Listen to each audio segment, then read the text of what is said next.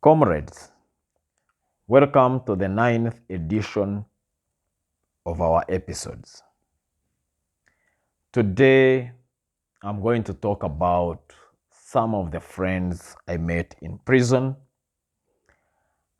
and the lessons they taught me about life generally and prison life in particular. First, I will talk about a gentleman called Dera. Dera was a Ugandan, a Madama from eastern Uganda. He was charged with belonging to the Allied Democratic Front, ADF.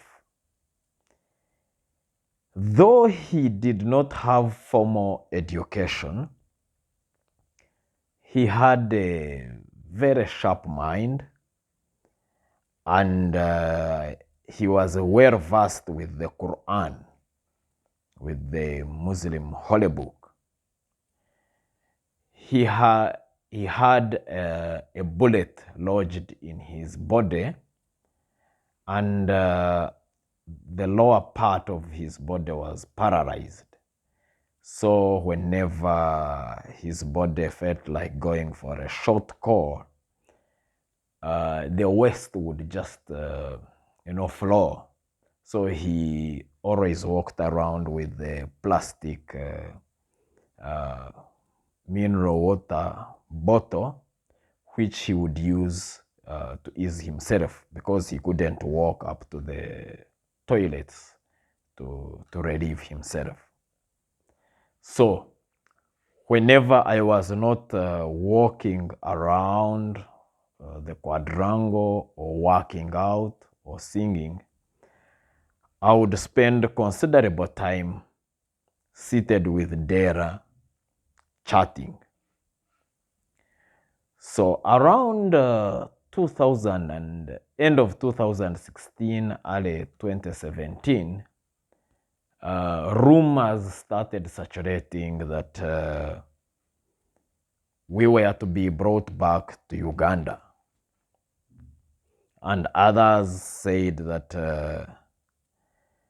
it was only those that had the means to pay for their own transport to buy air tickets that would be flown. So after some time, in 2016, the ambassador, Major Chinobe, came to visit. And we posed that question to him about the rumors that we were to be taken back to Uganda and whether it was true, and if true, what would be required. So Major Chinobe told us that only those who would be in a position to pay for their tickets would be taken, and that those who were not in a position would then have to remain, because according to him, his office was not facilitated to transport prisoners. And he also said that in any case, even if anybody was to be released by the Congolese authorities, then such a person would have to, look for their own means of getting back home.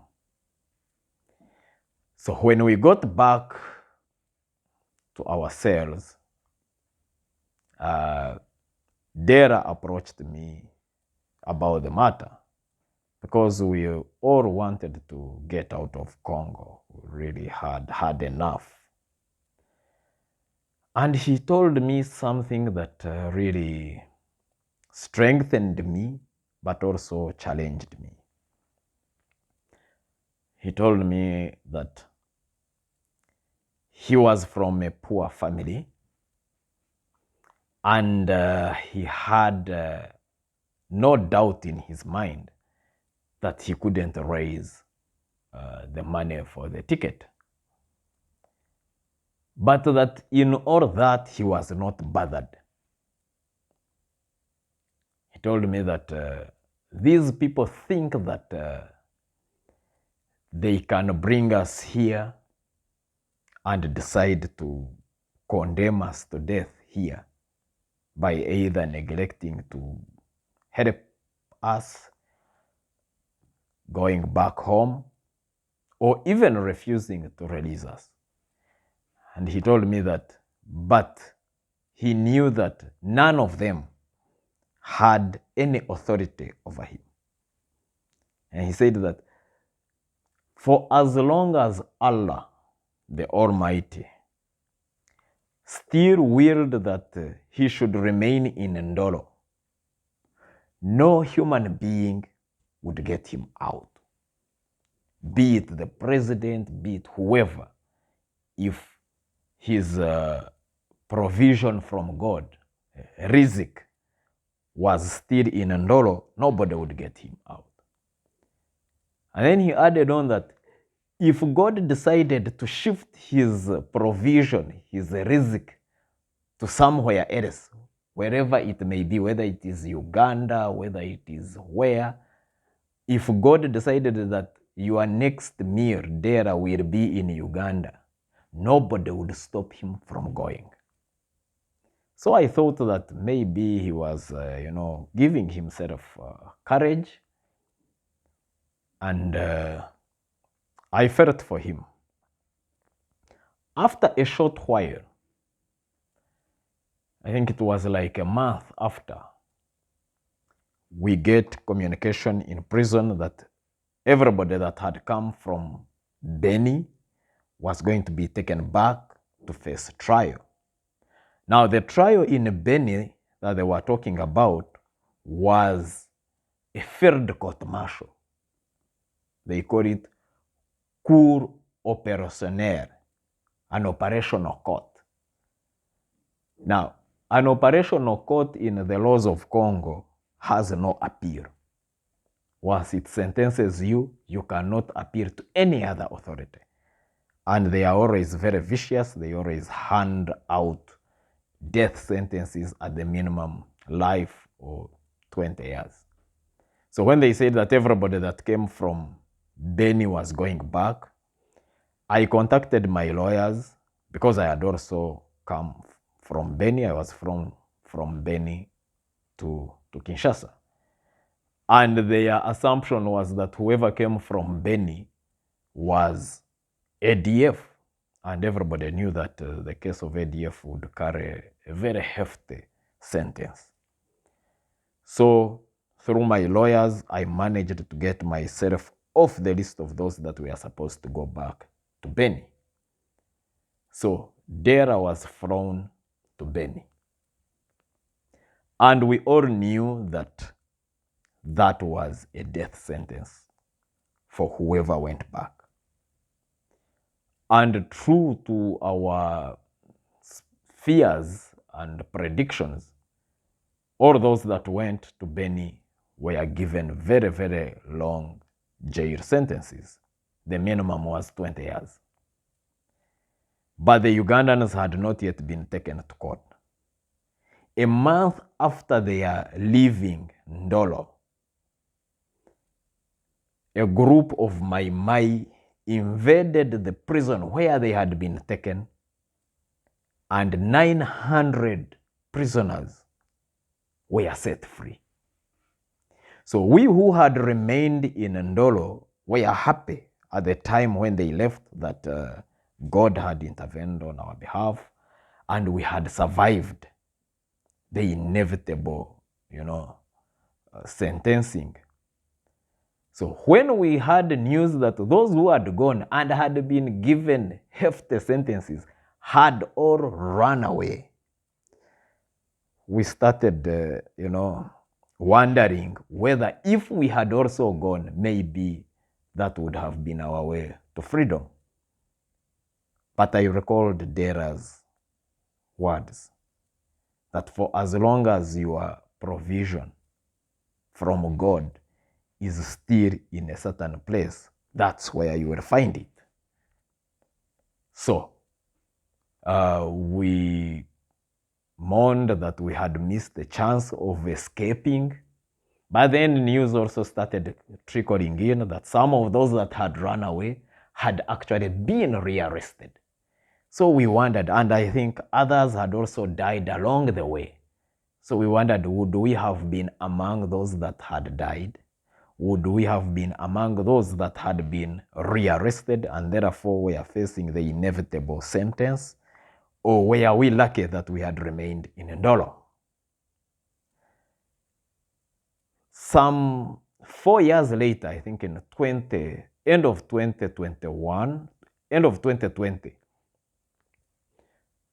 that jail was broken the second time by a group. This time the government forces said it was ADF. And those who had been rearrested in 2017 ran away the second time.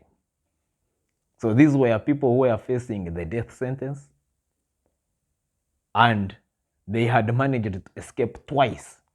But we who were in Ndolo and had been happy that we had been left in Ndolo and not transported to face the death sentence were still in jail. And these people who were supposed to spend all their life behind bars were out of jail. But Dera's words strengthened me, knowing that whatever would happen was God's will. Indeed, he used to tell me one of the ayahs of the Quran that says that whatever will happen to you is what God has willed. Nothing can touch you except that has been willed by God. My conversations with him actually almost led me to converting to the Islamic faith. I was really about to take the Shahada, but upon reflection, there were also some aspects of the Islamic faith that I did not agree with. But since then, I became an ardent reader of the Quran, the translated version, and I have found that there are so many instructive lessons that especially struggleists will have to learn from the Quran. My favorite ayah in the Quran is in Surat Baqarah, ayah 194, and it says, "Be hostile to those that are hostile to you in the same way that they manifest their hostility." So if someone comes to attack you, you don't stand by. You must fight back. So that is how close I came to becoming a Muslim. And that is how my friend, my Muslim friend, Dera, strengthened me to know that whatever was happening to me was what God had willed. And it is that faith and that knowledge that really helped me to go through some of the toughest times that I met in prison. Thank you for listening. Thank you for watching. Thank you for following. Those that have not yet followed or subscribed, please do it. Till next time, may God bless you.